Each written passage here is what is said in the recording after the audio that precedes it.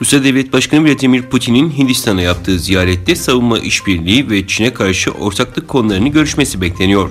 Modi ve Putin 2014'ten bu yana 19 kez bir araya gelirken yarınki zirvede iki ülke silahlı kuvvetlerinin lojistik destek anlaşmasının yanı sıra savunma sanayisi, teknoloji ve ticaret alanlarında da anlaşmaların imzalanması bekleniyor.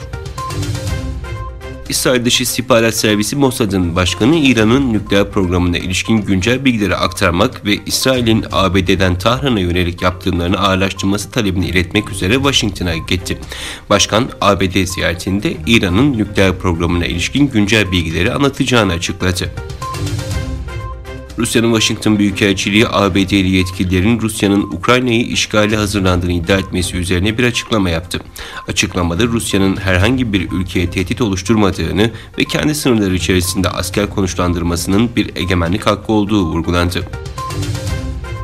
Azerbaycan, Kelbecer'de gözaltına aldığı 10 Ermeni askeri işgalden kurtarılan bölgelerin mayın haritalarına karşılık Ermenistan'a teslim etti.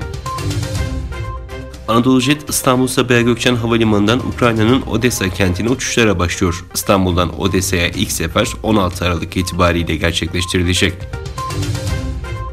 İran medyası İsfahan'daki Natanz nükleer tesisi yakınlarında patlama meydana geldiğini duyurdu. İran Devlet Televizyonu olası bir saldırıya karşı hava savunma sistemlerinin tepkisini ölçmek için tatbikat amacıyla füze ateşlendiğini açıkladı. Namaz kıldıkları, oruç tuttukları gerekçesiyle milyonlarca Doğu Türkistanlı Müslümanı işkence kamplarına kapatan Pekin yönetimi artık uyguladığı asimilasyon politikasını gizleme çabasına gerek görmüyor. Çin Devlet Başkanı Xi Jinping yaptığı açıklamada ülkedeki dinlerin Çinileştirilerek asimile edilmesi talimatını verdi.